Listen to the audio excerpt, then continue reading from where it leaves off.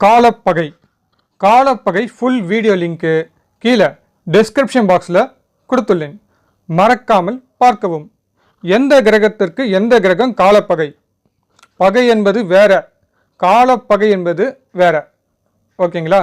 So காலப்பகை full video link கீழே கொடுத்துருக்கேன், மறக்காமல் பார்க்கவும்.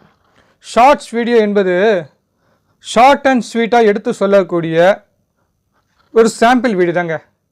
ஷார்ட்ஸ் வீடியோவில் பார்த்தீங்கன்னா அதிக டீட்டெயிலாம் சொல்ல முடியாது, டியூரேஷன் கம்மி. ஆனால் சொல்ல வேண்டிய விஷயத்த அந்த பீரியடுக்குள்ளே சொல்லி ஆகணும். ஓகேங்களா? இப்போது காலப்பகை வைத்து 2 எக்ஸாம்பிள் பார்க்க போகிறோம். ஸ்க்ரீனில் தெரிகின்ற ராசி கட்டத்தை பாருங்கள்.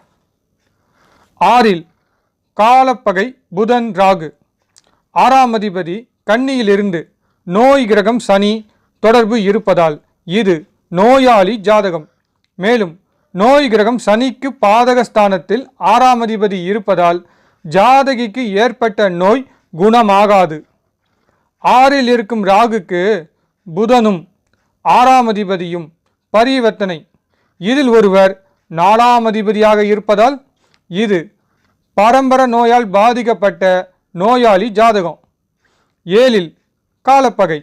7 இருக்கும் சுக்கிரனுக்கு காலப்பகை சனி செவ்வாய் தொடர்பு உண்டு.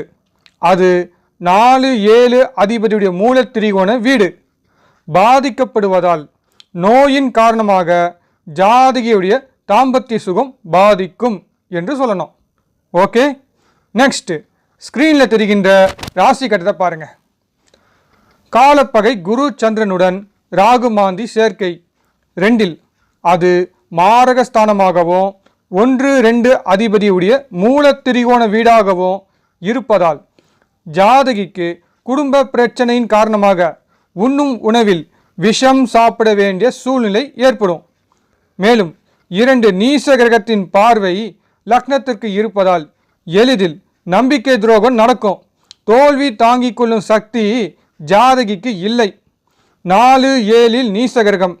இவர்கள் பார்வை 10 இருப்பதால் நிம்மதியில்லாத வாழ்க்கை தான் ஜாதகிக்கு அமையும். ஜாதகியுடைய அனைத்து சுகமும் பாதிக்கும். ராகு மாந்தியுடன் சேர்ந்த குருவின் பார்வை 10 இருப்பதால் அது 8க்கு மாரகஸ்தானமாக இருப்பதால் ஜாதகிக்கு இயற்கை மரணம் கிடையாது, துர்மரணம் தான் ஜாதகிக்கு ஏற்படும் என்று சொல்லணும். Okay, good, thank you.